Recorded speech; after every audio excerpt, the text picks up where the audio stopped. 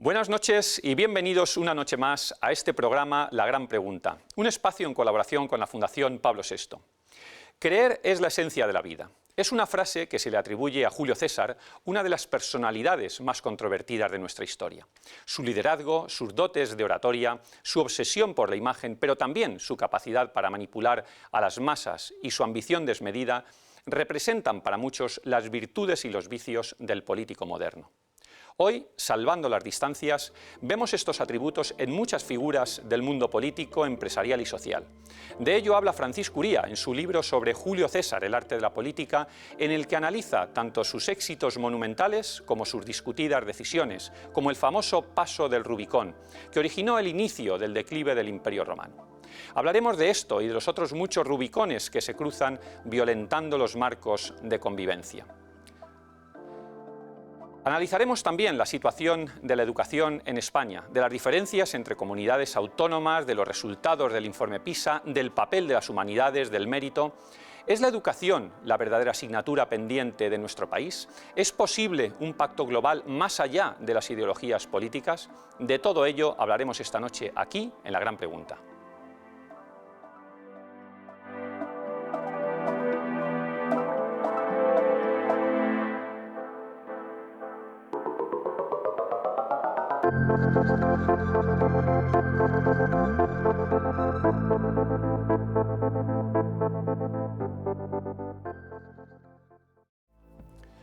Dice Francisco Uría que Julio César representa los atributos del político moderno. Su astucia estratégica, su carisma y sus habilidades oratorias lo distinguieron como un visionario en su época. En el libro de Francisco Uría, Julio César, el arte de la política, habla de aquellas virtudes que han acompañado a los más grandes, pero también de sus vicios, entre ellos el poner la ambición por encima del interés general. Hoy tenemos la suerte de poder conversar con su autor, Francisco Uría, Paco Uría. Es abogado del Estado, es socio del ámbito regulatorio financiero de KPMG y ha estado en la política en distintos ámbitos, en Fomento, en Hacienda, y yo diría que sobre todo es un buen amigo. Así que buenas noches, Paco. Buenas noches, Jesús. Encantado de estar aquí contigo esta noche. Un placer, de verdad, un placer. Hablando de Julio César, que te has metido ahí en una aventura bonita en tu libro Julio César, el arte de la política, un personaje de hace 2000 años. ¿Cómo podemos decir que es un personaje cuya política es moderna? ¿Por qué? ¿Quién es Julio César? ¿Qué hizo con el poder Julio César? ¿Y por qué dices que es un político moderno? Bueno, yo lo que diría de Julio César, en primer lugar, es que es un personaje complejo y brillante. Julio César tuvo muchos aspectos en su vida en que se desempeñó de manera singularmente brillante. Fue un estratega militar genial, admirado a lo largo de toda la historia, político también, orador, ejerció como abogado hasta un cierto punto y también fue hasta cierto punto escritor, con su crónica de la Guerra de las Galias, ¿no? Y realmente brilló en todo lo hizo bien y eso le hace un personaje fascinante, ¿no? Y tan vigente que casi cada semana se publica un nuevo libro sobre Julio César, ¿no? O sea que se mantiene como un personaje interesante para la modernidad. Una de las grandes cuestiones por las que se conoce a Julio César es porque cruzó el Rubicón, ¿no? Recordar un poco a los espectadores, el Rubicón era ese riachuelo, porque no era ni río, yo creo, ¿no? Que separaba las Galias del Imperio. Y él decidió cruzar ese Rubicón, pero eso luego significa muchas cosas, ¿no? Cruzar el Rubicón significa muchas cosas que a mí me gustaría que nos las contases. ¿Realmente seguimos cruzando muchos Rubicones hoy nosotros? Claro, el Rubicón, como bien dices, era un riachuelo, y en ese sentido era una frontera física, pero también era una frontera legal. Era una frontera legal porque era el límite de la provincia de la Galia en la que César era procónsul. Y en Roma, en aquella época, había una ley que era que ningún gobernador de una provincia, ningún procónsul en este caso, podía atravesar esa frontera con sus legiones armadas, porque eso se interpretaba, lógicamente, como una insurrección, ¿no? No era, además, la primera vez que ocurría en la historia de Roma, ¿no? Y César, efectivamente, aquella mañana de enero, pues, del año 44, del año 42, atravesó el Rubicón con una legión, con la 13ª Legión, e inició una guerra civil romana, ¿no? Entonces, en aquella mañana él quebrantó la ley romana y también quebrantó una ley moral porque metió a su pueblo, a su Estado, en una guerra civil. ¿Y qué rubicones podemos identificar hoy? Hoy, ¿qué rubicones podrías decir? Pues esto se parece a aquel riachuelo que Julio César cruzó. A mí me gusta poner el ejemplo de Hernán Cortés para explicarlo, ¿no? Porque Hernán Cortés, cuando fue a México, hoy en día probablemente eso la historia se esté revisitando y haya muchas interpretaciones, pero nadie piensa que cuando Hernán Cortés fue a México cruzó un Rubicón, aunque bueno, cruzó un mar, evidentemente un océano. Pero aunque corrió un riesgo, nadie pensó que estuviera atravesando en aquel momento, con la lógica de aquel momento, ni una frontera moral ni una frontera legal. Sin embargo, a él sí se le planteó un Rubicón, que fue el momento en que él y sus hombres empezaron a pensar en la posibilidad de rebelarse contra el rey de España y proclamarse el Hernán Cortés por rey o emperador en México, ¿no?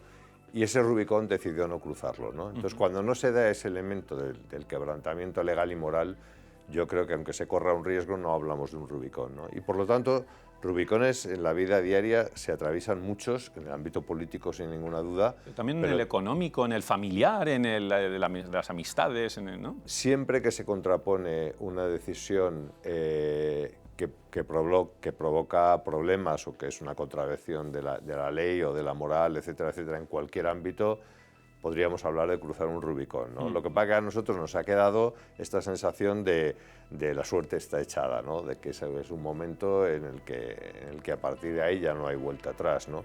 Y por lo tanto lo interpretamos como una historia de determinación, ¿no? y una historia muy épica. Mi propuesta es hacer una relectura como un ejemplo de ambición. Bueno, ambición incluso también se puede interpretar de valentía, o sea, de ambición en un sentido positivo, sino también de valentía. Es decir, bueno, voy a cruzar este Rubicón, voy a dar este paso. ¿La política, la economía hoy también tiene estas dinámicas, estas mismas dinámicas? ¿O cómo? Sigo con la metáfora del Rubicón. Claro, dices bien, es una historia de valentía, pero valentía fue cuando fue. Claro, es decir, claro. Él cruzó el Rubicón para ir a la Galia, pero no hablamos de cruzar el Rubicón en ese momento. Fue cuando volvió. Sí, sí. Y vuelvo un poco a lo mismo, ¿no? ¿Por qué? Porque fue el momento en que quebrantó la ley. Y ese es el Rubicón, ¿no? O sea que por eso yo creo que es importante no asociarlo a situaciones de riesgo, de valor, porque me parece muy legítimo. O sea, de hecho, la humanidad avanza gracias a personas, hombres y mujeres, que deciden ser valientes, que deciden hacer algo arriesgado, etcétera, etcétera. Todo eso es positivo, ¿no? Lo que pasa es que es muy importante que en ese momento estén claras las motivaciones. O sea, si eso se está haciendo por el bien común, por el bien general, por algún bien de algún tipo, o es algo que tiene que ver con la ambición de una persona. Hace unas semanas, en la Fundación Pablo VI, hablabas, Paco, de esto mismo, ¿no? Con Soraya Sáez de Santamaría, presentando el libro Julio César, el arte de la política. Vamos a recordar algunas de las cosas que se decían sobre este asunto. Yo no sé si es un político moderno o es que la política al final ha buscado reflejarse en los que han sido maestros de la política y él lo fue. Hoy se habla muchísimo de fake news, de manipulación en la comunicación, etcétera, etcétera. Pero es muy curioso porque la Guerra de las Galias es una fake news como la copa de un pino. Yo creo que la política ha aprendido de él. Lo que ha cambiado ahora es en los medios, estamos hablando de WhatsApp, estamos hablando de redes sociales, estamos hablando de la velocidad, pero el ejercicio de comunicación política ha existido siempre y él pues es uno de los grandes, digamos, innovadores en ese punto de darse cuenta de que o lo cuenta él o en el Senado van a contar la versión de que a la gente en el Senado le interese, ¿no? Todo lo que esté dispuesto a participar en el ejercicio del poder tiene que ser consciente de esa soledad en la toma de decisiones, de que la victoria tiene muchos padres, la derrota es huérfana.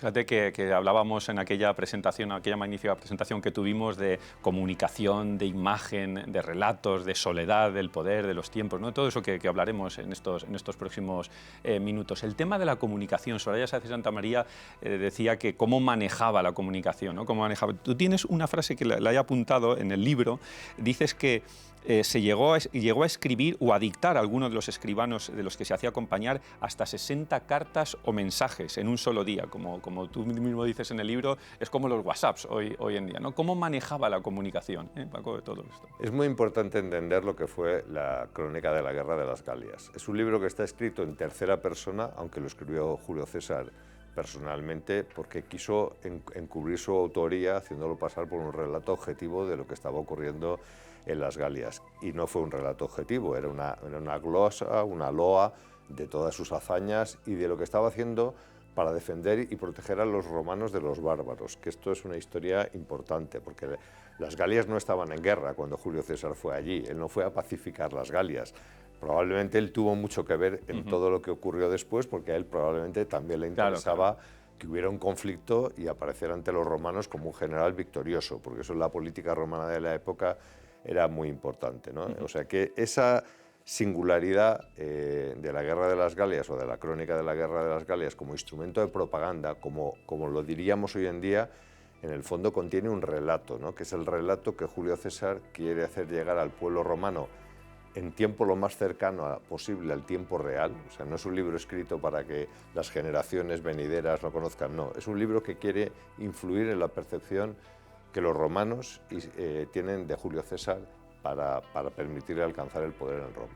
Este es un rasgo cuando tú dices que es un político moderno, es un político moderno porque creo que todo esto que estás contando se está produciendo hoy, ¿no? De cómo se construye el relato, cómo se construye la política, no en nuestro país, sino un poco a nivel general, ¿no? Es una manera de cómo construir ahora, cómo decir ahora las cosas, ¿no? ¿No te parece que en ese sentido hay un paralelismo absoluto? Tenemos que ser cautelosos con las semejanzas, o sea, obviamente, claro, obviamente con... Julio César es un personaje de la antigüedad.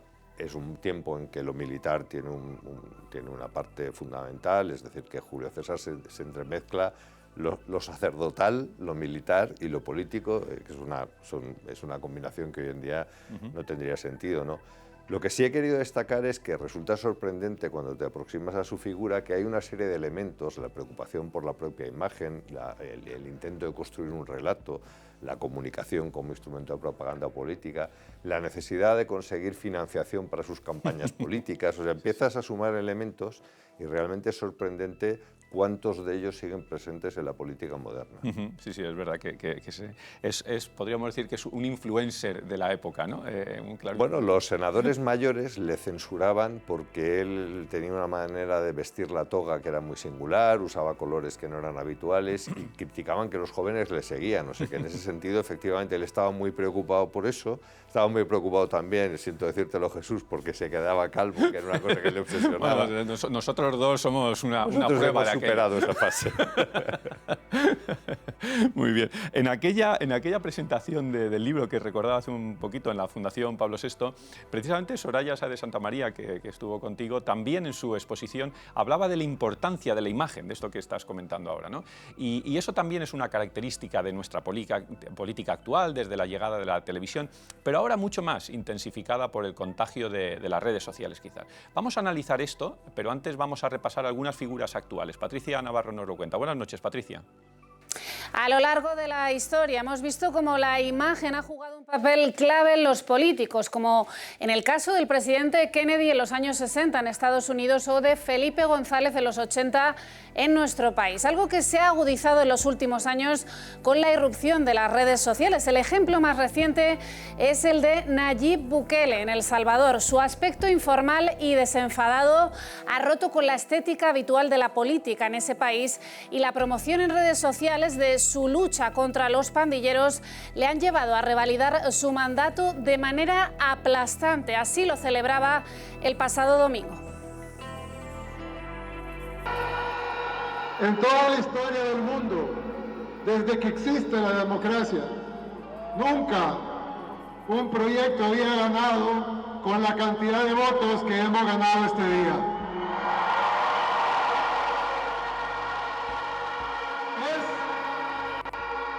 es literalmente el porcentaje más alto de toda la historia.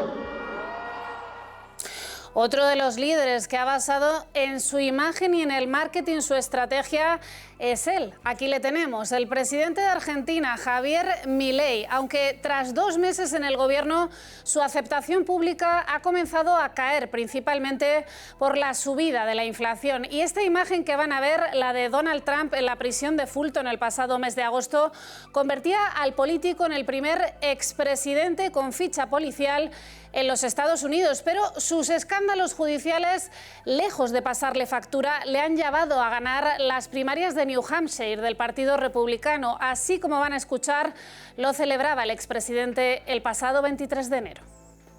We had a very good competitor, Ron, as you know, Ron DeSantis, and he fought hard and he fought well, and now we have one left. We started off with, really, if you add some Democrats into it, we started off with 13, and now we're down to 2 people. And I think one person will be gone probably tomorrow. And the other one will be gone in November.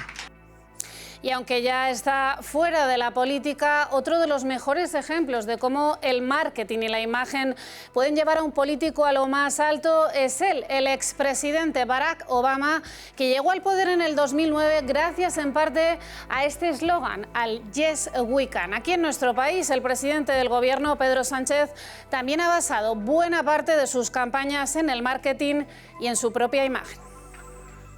Paco, estos ejemplos que nos presenta Patricia, ¿no? Son muchos ejemplos. Y, bueno, podríamos decir que hoy en la actualidad prácticamente casi todos los políticos la parte de la imagen, de la comunicación, la construyen como un elemento muy esencial en sus campañas. ¿Está la política, podríamos decir, y también haciendo un poco de paralelismo, ya sé, con las dificultades que supone separar 2000 años de historia, ¿no? Pero ¿está la política más dominada por la imagen que por las propias convicciones? ¿Cómo fue en aquella época, cómo es hoy? Bueno, yo creo que genéricamente no solo la política, todos en nuestra vida profesional, empresarial, la imagen, las redes sociales, etcétera, son muy importantes, todos las tenemos que cuidar, nuestras empresas las cuidan obviamente, y esto es un mundo nuevo en el que todos tenemos que desenvolvernos, ¿no? Y yo, hasta cierto punto, tampoco lo critico desde el punto de vista que puede ser una manera de ganar en transparencia, en accesibilidad, etcétera, etcétera, ¿no? Sí que tiene un elemento que me preocupa, que es la simplificación, ¿no? Porque claro, la política al final implica gestionar problemas que a veces son tremendamente complejos, ¿no? Y claro, el mundo de las redes sociales es un mundo que tiende al tweet, ¿no? Al mensaje muy corto y por lo tanto a la simplificación, ¿no? Y cuando se simplifican problemas muy complejos, pues se pueden generar situaciones en las cuales pues no se entiende muy bien qué es lo que se está debatiendo realmente, ¿no? Y esa parte es la que sí me parece un poco más preocupante, ¿no? Esa simplificación artificial de la política, cuando la política al final sigue siendo un asunto muy complejo. Y fíjate que Patricia nos hablaba de algún personaje, por ejemplo, el caso de Trump, el caso de Putin. Tú citas estos 2 autores y dices que estos 2 autores han cruzado el Rubicón y ellos dicen, no lo dices tú en tus palabras, sino que en palabras del propio Trump o Putin, lo han hecho en legítima defensa, ¿no? Consideran que hacer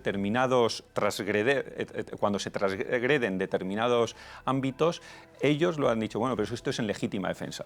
Nos acordamos todos las imágenes del Congreso por Trump. Esto, claro, ¿qué valoración tiene? Pero fíjate que Julio César ya decía de sí mismo en su momento que él cruzó el Rubicón en legítima defensa porque claro, sus enemigos le querían llevar a Roma, le querían procesar y él estaba seguro de que iban a asesinarle, ¿no? O sea que él mismo, en su relato de nuevo, presentó aquello no como una historia de ambición, sino como como tú dices, como una historia de legítima defensa, ¿no?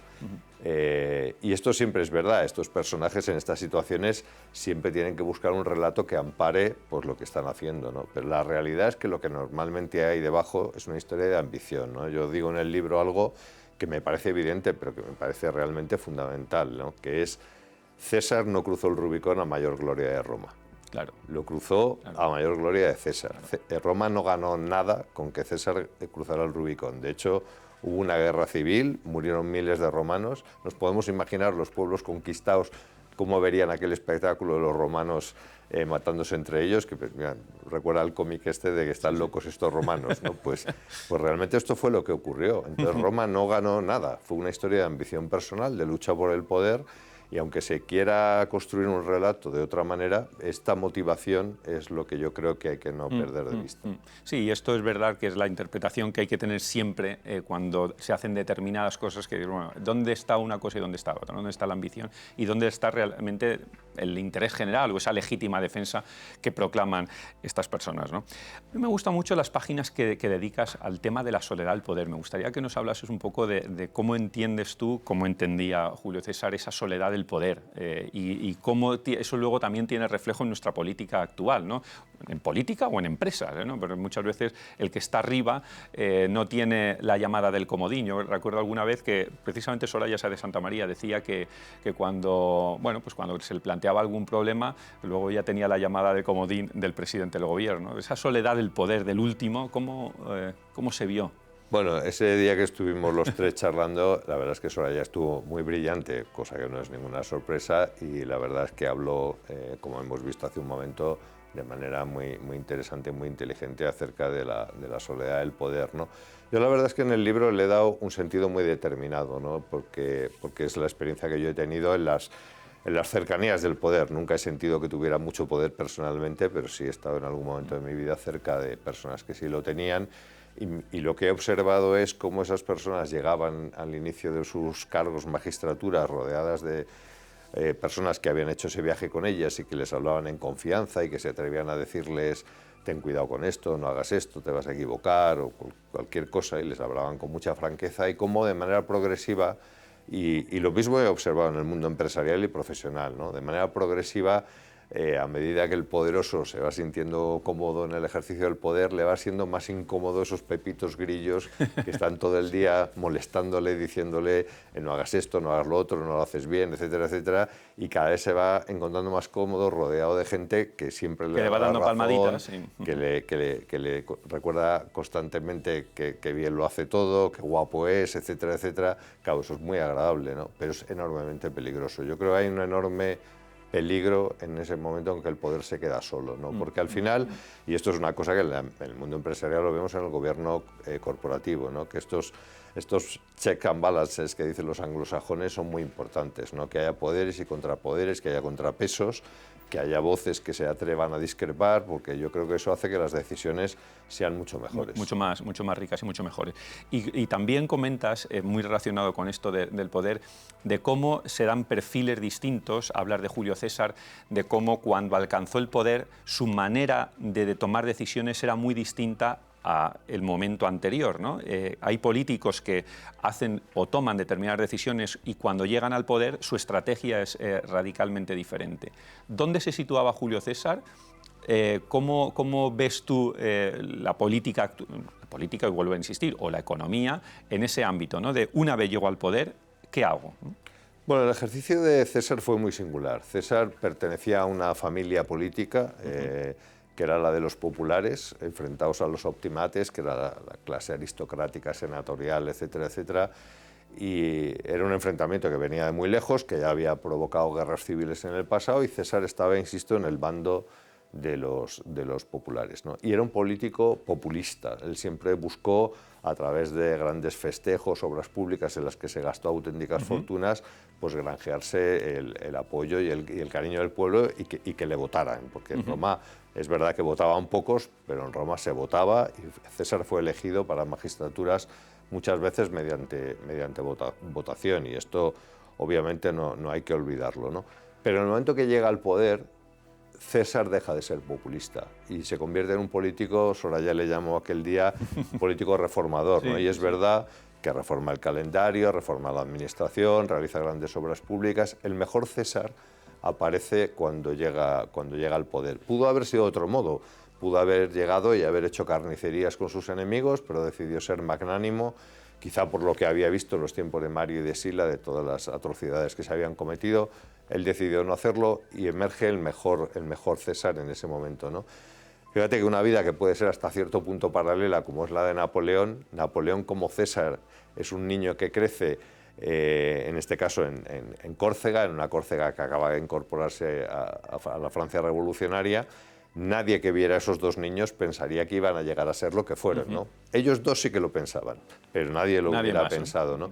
Sin embargo, es verdad que, a diferencia de César, Napoleón, cuando llega al poder absoluto, se va convirtiendo en una caricatura de sí mismo, ¿no? O sea, que no emerge el mejor Napoleón en ese momento, ¿no? Y ahí, siendo el origen hasta cierto punto similar, luego en su evolución divergen.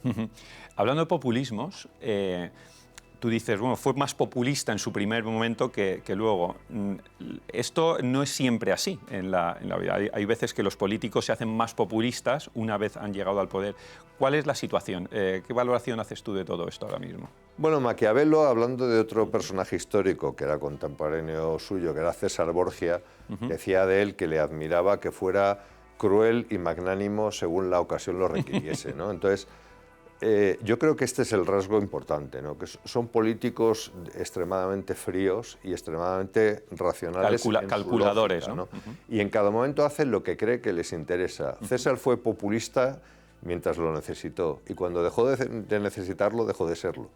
O sea, cuando ya no tuvo que ser votado porque se nombró dictador perpetuo, es cuando ya no tuvo la necesidad de ser populista. Hay un tema que la verdad que me ha apasionado en el libro, porque es que veo permanentes reflejos en nuestra situación actual, política, económica, social, cultural, que es cuando dices que Pompeyo, que era el que estaba en el Imperio Romano, subestimó a César, pensando que con los recursos que tenía el Estado, además me parece que utilizas una expresión similar, los recursos que tenía el Estado eran suficientes como para derrotar a César. Muchas veces yo creo que subestimamos al enemigo, ¿no? Bueno, teniendo las instituciones, teniendo el Estado, el enemigo es menor. Aquí hablamos en el ámbito español, en el ámbito de la Unión Europea, en el ámbito...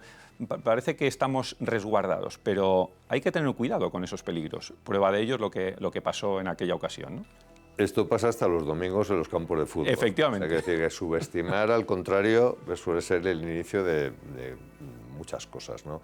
Y efectivamente Pompeyo estaba en Roma, rodeado de todos esos personajes que estaban constantemente hablándole. Le llamaban Pompeyo el Magno, porque él, como César, también estaba encantado de compararse con Alejandro Magno, ¿no? Entonces Pompeyo pensaba que iba a tener capacidad de reclutar muchas legiones, tenía el tesoro romano a su disposición, porque Pompeyo, no hay que olvidarlo, es el defensor de la legalidad y de la institucionalidad republicana, que no era una democracia, pero bueno, era el defensor, digamos, del establishment, vamos a llamarlo así, ¿no? Mientras que César es el advenedizo, que solamente tiene en ese momento una legión, que es con la que cruza, etcétera, etcétera. Pero es verdad que César cruza con enorme determinación, es lo que los alemanes luego hicieron en la Segunda Guerra Mundial, el Blitzkrieg. Él va a toda velocidad a Roma, a Pompeyo no le da tiempo a organizarse y tiene que huir a Grecia. Y en ese momento le deja Roma y todos sus recursos a César, ¿no? Y a partir de ahí algo que estaba muy desequilibrado empieza a equilibrarse. Hemos hablado en esta conversación de personajes históricos. Te voy a poner dos ejemplos de personajes modernos, uno del mundo de la economía, otro contemporáneo, vamos, uno del mundo de la economía, otro del mundo de la política internacional, y sobre todo esto que hemos comentado tú les pones algún atributo. El primero de ellos, Elon Musk. ¿Qué opinas de esta figura? Hombre, Elon Musk es un hombre brillante, o sea, y en ese sentido es un innovador, es un emprendedor y tiene muchas cosas muy positivas, ¿no? Pero también te da de nuevo esa sensación de soledad, ¿no? De persona que se le ocurre una cosa, la hace, que además tiene todos los medios para hacerla, etc. Entonces, es un ejemplo estupendo para darnos cuenta de que esto que estoy hablando acerca de la ambición y sus límites y la necesidad de que haya contrapesos, la conveniencia de que haya pues un gobierno corporativo adecuado, etcétera, etcétera, vale para la política, pero también vale para la vida empresarial, ¿no? Y entonces, porque al final la ambición y el poder terminan siendo muy parecidas, ¿no? Vladimir Putin.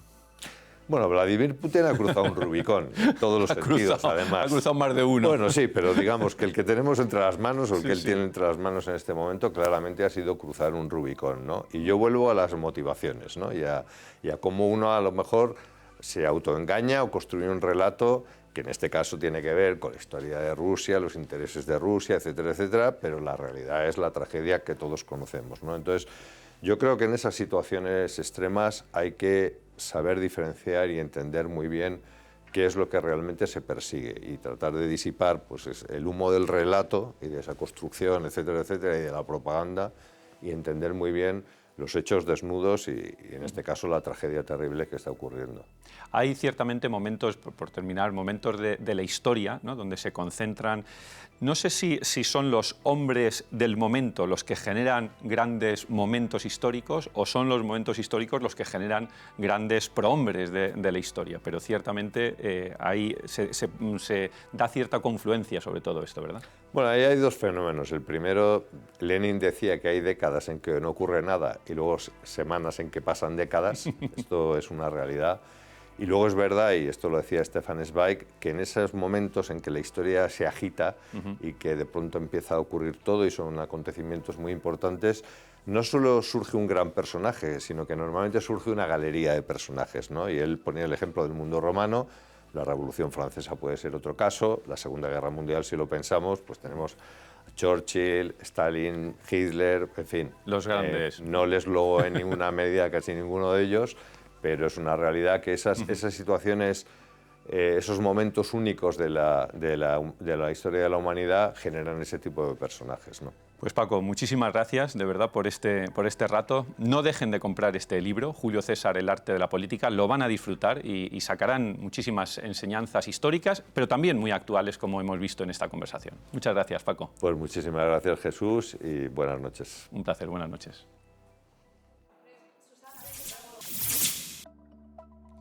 El personaje que acabamos de conocer es una de tantas figuras controvertidas de la historia a la que es importante estudiar y conocer para saber de dónde venimos y aprender de nuestros errores. Enseñar la historia y comprenderla, estudiar acontecimientos históricos sin juzgarlos, ha sido siempre la misión de la escuela.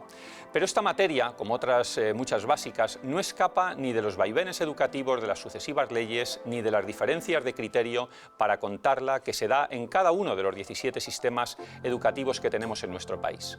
Este será el tema del que hablaremos a continuación, de la educación y la escuela, sus cambios y su adaptación a la revolución digital en un momento en el que parecen empujar con fuerza las voces que reclama la vuelta a una escuela que huye de lo tecnológico para que los conocimientos se retengan, se comprendan y se maduren. Para hablar de todo esto tenemos esta noche con nosotros a Carmen Pellicer, pedagoga, presidenta de la Fundación Trilema y muchas cosas más. Carmen, buenas noches. Hola, buenas noches, Jesús. Y a Xavier Cortés, también profesor de religión, pero que ha presidido muchas organizaciones, un largo currículum, en fin, buenísimas noches. Buenas Xavier. noches. Un placer teneros, de verdad, y yo me gustaría empezar con una pregunta global, una pregunta un poco de valoración general, y es que me digáis cómo veis el sistema escolar ahora mismo en España. Carmen, venga. Empiezo yo. Venga, por ejemplo. Bueno, yo desde que trabajo en educación, hace más de 40 años, el sistema escolar está en permanente crisis. Es decir, siempre está en crisis porque siempre hay una tensión de la transmisión de una generación a otra que siempre añora lo que fue y nunca será. Y parece que los cambios en la escuela siempre tardan un poco más en llegar. Pero es cierto que recientemente, en estos últimos años, la escuela vive un momento convulso. Yo creo que la inestabilidad legislativa, muchas leyes de educación acumuladas, sin grandes cambios, generan mucho escepticismo. Y muchos cambios sociales, un poco cambios en la estructura familiar, cambios en los valores en general, la inmersión en la tecnología rapidísima, que además después de la pandemia todavía más acelerada, ¿no? Que vamos muy rápido. Parece que esos cambios van más rápido y nos cuesta responder. Yo creo que es una escuela cansada también de tanta demagogia y de tanta discusión pública que ha hecho perder la confianza social en los maestros y las maestras, en los profesores y profesoras, ¿no? Y creo que eso no ayuda, ¿no? Haces una valoración un poco pesimista, veo, de la... Soy más pesimista que a lo mejor hace pocos años. Sí, ¿no? sí. Xavier.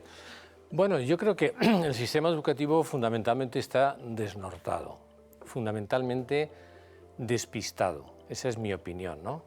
El sentimiento que tiene el profesorado, como dice Carmen, es un sentimiento de cansancio repetitivo, etcétera, ¿no?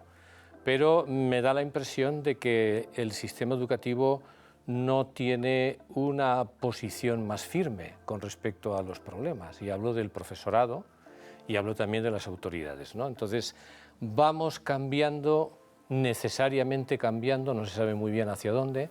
Entonces, a mí me parece que hace falta serenidad, profundidad y hacer la escuela mucho más esencial de lo que está siendo, ¿no? En los últimos años se ha producido una ampliación de los contenidos curriculares, a pesar de que decimos que los niños saben menos, pero los currículos son amplísimos y eso no está funcionando. O sea, yo creo que la escuela necesita reflexionar, tranquilizarse y hacerse más esencial en aquello que tiene que transmitir. No podemos enseñarlo todo en la escuela, ¿no? ¿Y esto creéis que es, se circunscribe a nuestro ámbito nacional o es generalizado? A mí me parece que España tiene un nivel de movimiento y de tensión mayor que otros países, sí. Hay que tener en cuenta también que nuestro sistema educativo actual pues, nació desde la transición. Otros sistemas educativos han tenido muchísima más trayectoria. Yo creo que en España esta situación es especialmente angustiosa. Carmen. Bien, depende de hacia dónde mires. Yo creo que la inestabilidad en los sistemas educativos en América Latina, por ejemplo, pues es similar, o incluso en muchas circunstancias peor que la nuestra. Yo no creo, no soy tan pesimista como a lo mejor parece. en la primera creo que intervención, hacemos ¿no? muchas cosas bien y que a pesar de que a nivel legislativo, a nivel de las administraciones, esa convulsión sea constante, yo creo que lo que ha pasado en las escuelas es que hemos blindado un poco hacia adentro, ¿no? Es decir, bueno, pues dentro de la escuela hay muchas cosas que se hacen bien, hay muchas buenas experiencias. Yo creo que en España hemos avanzado mucho también en estos años. Hemos escolarizado de forma plena a toda la población, hemos incrementado también la edad de escolaridad obligatoria. Yo recuerdo cuando empecé, los niños de 14 años salían al mercado laboral sin cualificación. Hoy ya estamos avanzando y presionando para que hasta los 18 años haya una oferta obligatoria de educación, no de escuela tradicional, de que todo el mundo va a estar en el pupitre, pero que sí haya una oferta generalizada que haga que esa maduración, que yo creo que se ha retrasado a nivel evolutivo, pues permita que la formación sea potente, ¿no? Para evaluar todos estos cambios de educación, uno de los informes que habitualmente se toman, ¿no?, como referencia es el informe PISA. Y Patricia Navarro tiene algunos datos que nos va a ofrecer. Adelante, Patricia. Los de este último informe PISA son los peores resultados para España desde que comenzara a elaborarse esta evaluación internacional hace ya 23 años. En matemáticas, nuestro país cae 13 puntos si lo comparamos con los resultados del 2015 y 8 desde el 2018, con 473 puntos. En ciencias los caen, ojo, 8 si comparamos con el informe del 2015. La peor parte se la lleva la comprensión lectora, una competencia en la que nuestro país ha caído hasta 22 puntos desde el año 2015. La caída, eso sí, es generalizada a causa del impacto de la pandemia y es incluso peor a nivel internacional, por lo que nos acercamos ya a la media de la OCDE y de la Unión Europea. ¿Cómo valoráis estas cifras, Carmen, Xavier? Bueno, yo creo que lo primero que hay que decir es que PISA mide lo que mide y no mide lo que no mide. Es decir, PISA lo que mide son herramientas y competencias básicas, en este caso del ámbito lingüístico y de las matemáticas. Pero, por ejemplo, PISA no mide la calidad de la relación profesor-alumno. PISA no mide el nivel vocacional del profesorado. Entonces, nos tenemos que ajustar a lo que mide. En lo que mide, y yo insisto en la idea que he dicho antes, lo que está haciendo es corroborar que la escuela no está suficientemente focalizada en aquellos elementos que son esenciales. Y los elementos que son esenciales, que por cierto la escuela llamada clásica los tenía muy claros, son los elementos de lectoescritura, los elementos de expresión oral, los elementos de matemáticas y de concepción espacial. No estamos focalizados en la escuela al desarrollo y al seguimiento de esas herramientas básicas. En ese sentido, yo sigo proponiendo que la escuela tiene que parar, tiene que pensar exactamente qué es lo fundamental, porque un alumno que no tiene esas competencias es imposible que en el futuro desarrolle no solamente una carrera profesional, sino su propio ser, ¿no? Entonces, en lo que mide estamos suspendidos. Pero frente a eso, a mi modo de ver, no hay que aumentar los aires de innovación, sino focalizar lo que la escuela tiene que hacer, ¿no? Recientemente, en uno de los colegios con los que estoy trabajando, hablando con los profesores de lenguas, que eran profesores de valenciano, de inglés y de castellano, Y decían, bueno, es que no tenemos tiempo para que los niños lean en la escuela, pero no hemos dicho que la lectura es el elemento más importante. Entonces yo creo que hay que hacer una reflexión sobre este punto y focalizar más lo que hacemos en la escuela. Algunas de estas cuestiones que planteaba Xavier, de las matemáticas, la comprensión lectora, etcétera, son medidas de refuerzo que el Gobierno ha anunciado que quiere incorporar dentro del sistema. Sí, Carmen, pero eso... ¿va por ahí o...? Yo creo que antes de reforzar hay que cambiar lo que se hace. Es decir, si yo estoy dando la asignatura de lengua con unos determinados parámetros que hemos visto que no funcionan y lo que hago es aumentar más horas para seguir haciendo eso, no estamos. O sea, la escuela, en primer lugar, no cambia por adición, añadiendo más cosas, sino transformando lo que estamos haciendo. Mientras no se transforme lo que estamos haciendo, resulta que la única solución es añadir más cosas a un elemento que quizá no esté funcionando. Carmen, ¿qué opinas? Bien, primero una palabra sobre PISA, porque Sí, es verdad que los resultados son malos, entre comillas, pero ciertamente nosotros nos movemos en una cómoda mediocridad desde hace ya muchos años. Pensemos que PISA mide sobre 500 puntos, bajar, subir 8 puntos, realmente nos movemos en una especie de parálisis en los procesos de mejora que querríamos como sociedad que nuestro país alcanzara. Entonces, PISA es útil porque mide, como dice muy bien Xavier, mide lo que mide y no más. También hay que preguntarse si dentro de lo esencial en la escuela, además de la lengua y las matemáticas, hay otras cosas. Y es verdad que uno ve los países y los sistemas educativos que triunfan en estas pruebas, que es un poco de falacia, porque muchos pertenecen a sistemas dictatoriales donde no se trabajan valores democráticos en las escuelas, no se estudia historia y, por supuesto, ética y otro tipo de conocimientos que consideramos esenciales también en la formación del carácter y de la personalidad de nuestros alumnos. Por lo tanto, hay que restringir el valor de PISA a lo que mide, pero tampoco hay que tomar medidas apresuradas para reforzar lengua y matemáticas para salir mejor en el próximo salir del titular paso que al de final prensa. no deja de ser un parche, o Y podría ser un parche, ¿no? Como dice Javier, hay que parar y hacer una reflexión profunda sobre qué currículum necesitamos para estos niños que son los ciudadanos de un futuro muy inmediato.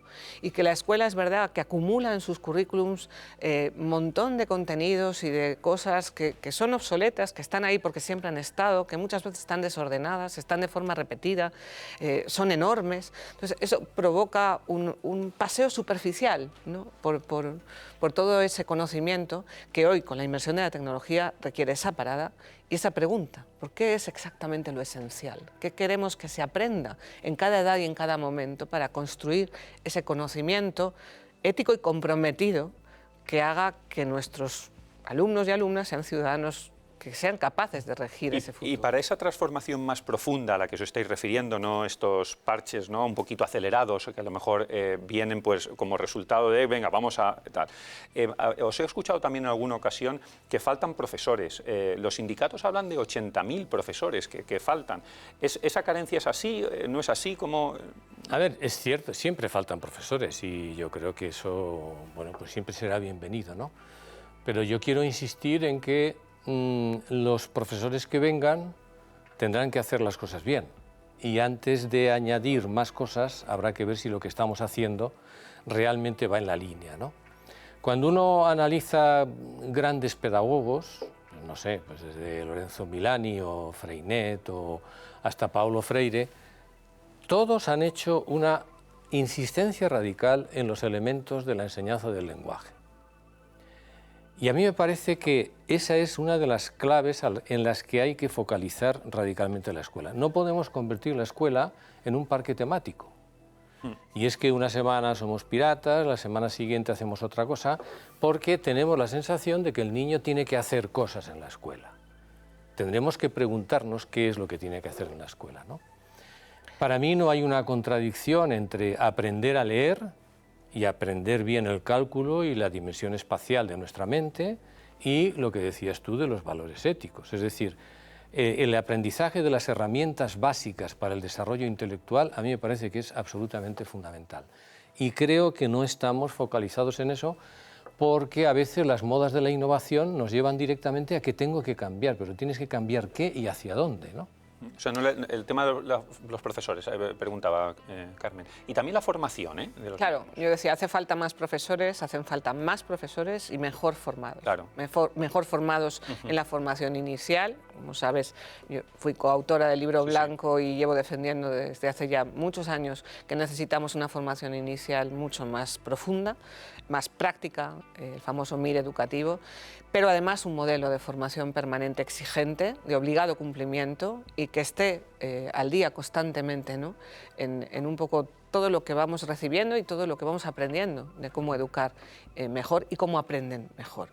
Y más profesores, porque ciertamente las ratios son muy altas, quiero decir, tenemos alumnos complejos en las aulas, 30 alumnos, 25 alumnos con un solo profesor, no es fácil, ¿no?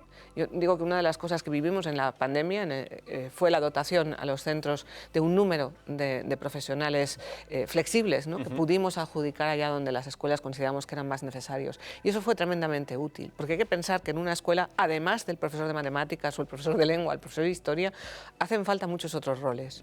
Y hoy necesitamos buenos tutores, buenos orientadores, buenos profesionales que ayuden a afrontar la problemática tan compleja, ¿no?, que abordamos hoy en día. Sí, hablando un poco del tema de la formación, a mí me ha tocado, por circunstancias personales, llevar a cabo muchas contrataciones de maestros, ¿no? Mi constatación primera es que en la carrera de magisterio los alumnos no estudian pedagogía. Hablamos, no sé, yo les pregunto sobre un poco la historia de la pedagogía, los movimientos más importantes, grandes pedagogos, no estudian pedagogía.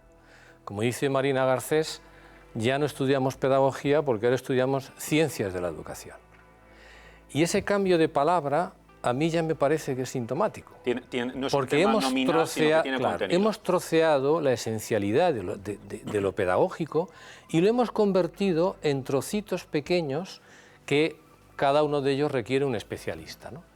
A mí lo que me preocupa es la falta de visión de conjunto sobre el fenómeno educativo y no estamos bebiendo de los grandes pedagogos.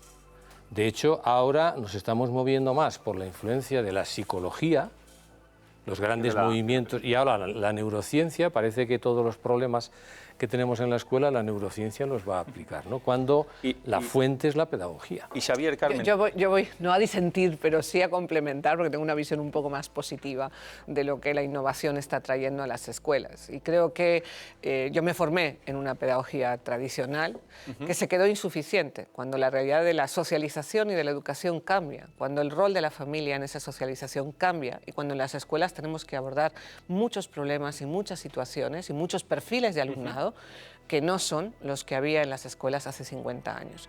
Y creo que las aportaciones de la neurociencia, de la investigación sobre el aprendizaje en nuestras escuelas, todo el trabajo que estamos haciendo sobre las funciones ejecutivas, cómo entrenar la atención, la memoria, cómo buscar justamente en la era de la tecnología la memoria y el pensamiento crítico, la metacognición, la reflexión profunda, todo ese trabajo nos está ayudando a dar una vuelta muy importante a la manera en la que enfocamos en nuestras escuelas, donde leen, nuestros niños leen mucho, leen un mínimo de 30 libros, trabajan sobre ellos, trabajamos escritura creativa, hacemos muchas cosas para complementar y para estimular esos aprendizajes esenciales, pero eso no está reñido con estar al día, con estudiar y con aprender y con tener formación didáctica, que es algo que nuestros profesores tradicionales no tenían.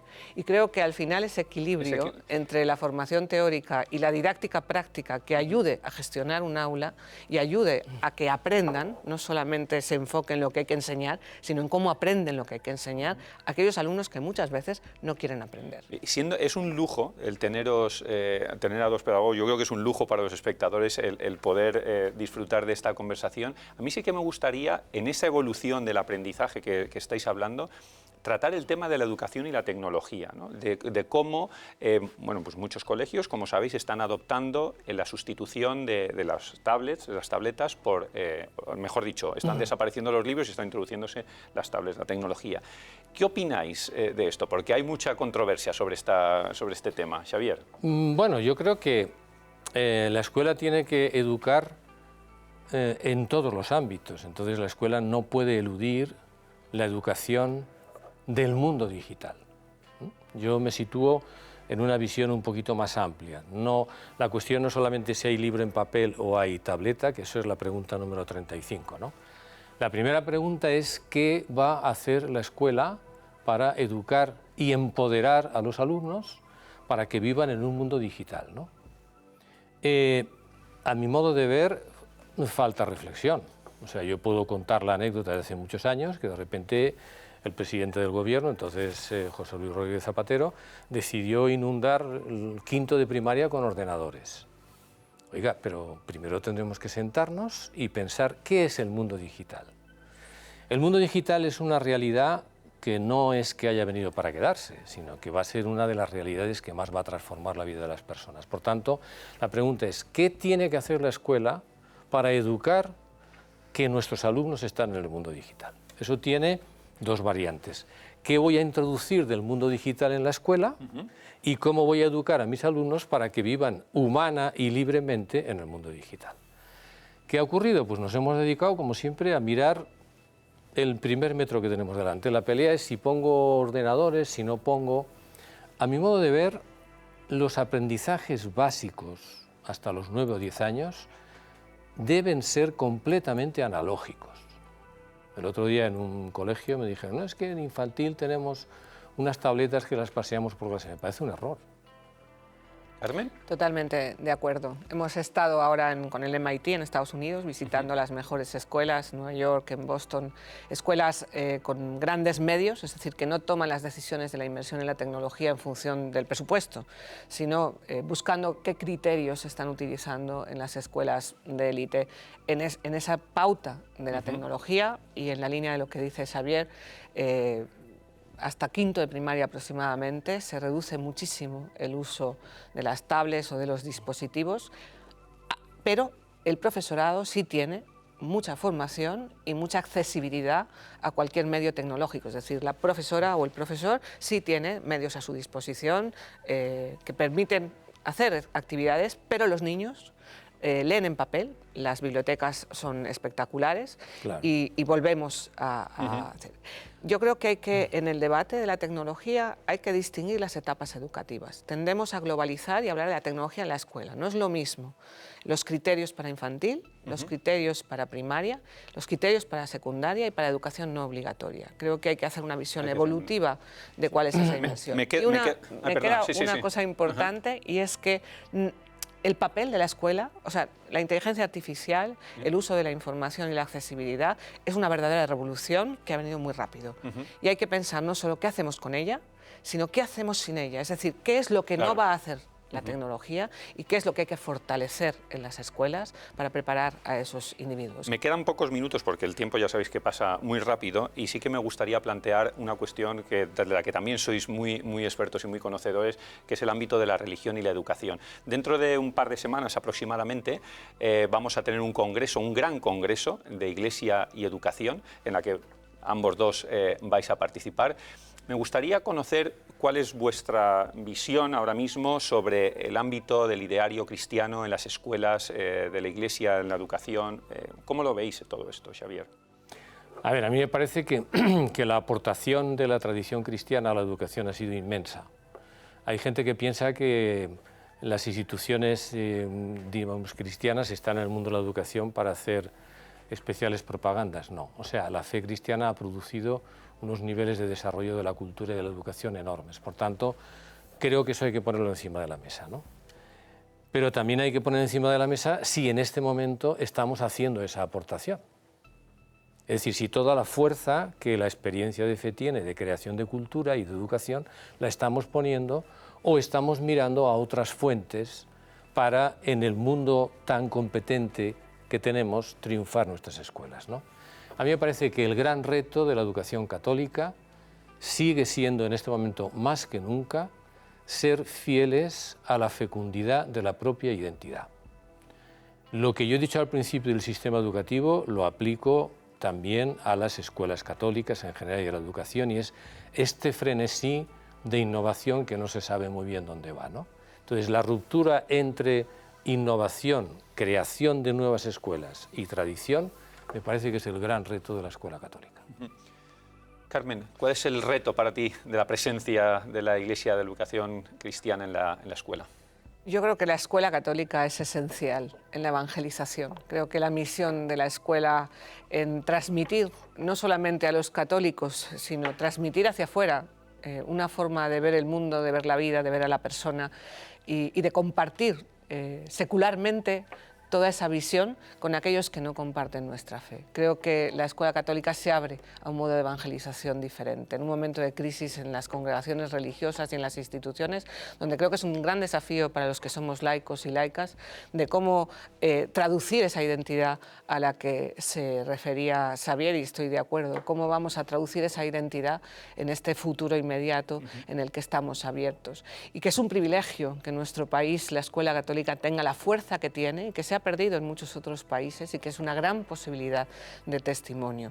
Y creo que esa escuela comprometida hoy con lo mejor, con la mejor educación posible, comprometida con la verdadera innovación, que es un signo de fidelidad, sino un riesgo, a mi juicio, para la identidad de nuestras escuelas, y que tiene que abrirse también en diálogo para poder compartir con aquellos y con otro perfil de escuelas, ¿no? Yo creo mucho en el trabajo conjunto entre maestros y maestras de todas las escuelas para buscar lo mejor para alumnos y alumnas, porque no olvidemos que la escuela católica, que la Iglesia tiene un compromiso con la mejora de la educación de todo ciudadano, no solamente de los nuestros. Y creo que la escuela tiene también un papel en ese diálogo social para conseguir ese cambio que todos deseamos de nuestro sistema educativo. Para ir despidiendo, ya se nos termina desgraciadamente este gran rato. Tú como profesor de religión, Xavier, alguna vez le he escuchado a Carmen decir que la asignatura de religión quizás tendría que ser transversal, todo lo que es la educación cristiana transversal en las distintas disciplinas que se abordan en la escuela. ¿Cómo ves esto? No, yo creo que el currículo específico de religión tiene todo el sentido. Si tú piensas el currículo como una concreción para educar diferentes dimensiones de la persona, que es como hay que mirarlo, ¿no? Es decir, la educación física educa la dimensión corporal fundamentalmente, las lenguas educan la dimensión comunicativa fundamentalmente, también otras. A mí me parece necesario un currículo específico para el desarrollo de lo que llamaríamos la dimensión espiritual, que es una dimensión que por otra parte está en alza. O sea, en estos momentos el mundo es mucho más espiritual, no tan religioso, de lo que era a lo mejor hace 40 o 50 años, ¿no?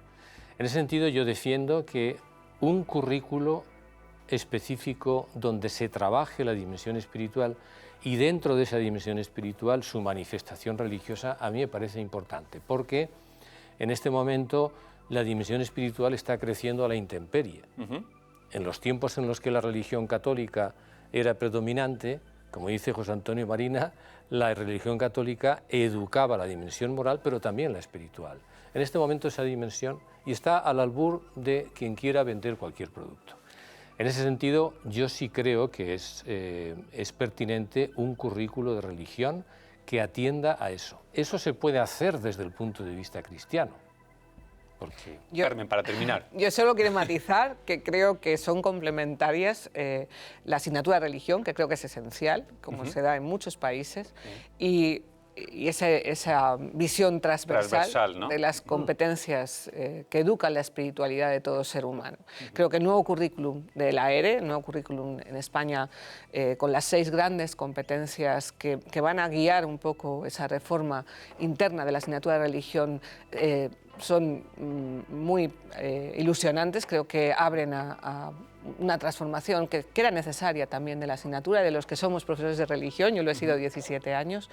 Y, por otra parte, se hacen en diálogo para trabajar esa dimensión que decía Xavier de la espiritualidad secular, que es un derecho de todos los niños y niñas, el poder ser educados y abiertos a esa dimensión de la trascendencia, prima hermana también de la educación moral, que es tan necesaria en este tiempo de transformación. Pues, solamente un apunte. La Convención del año 1989 de los Derechos del Niño de la ONU, en su artículo 27, creo que es, dice que los Estados miembros velarán para que todos los niños tengan asegurado el desarrollo mental, desarrollo social, desarrollo moral y desarrollo espiritual.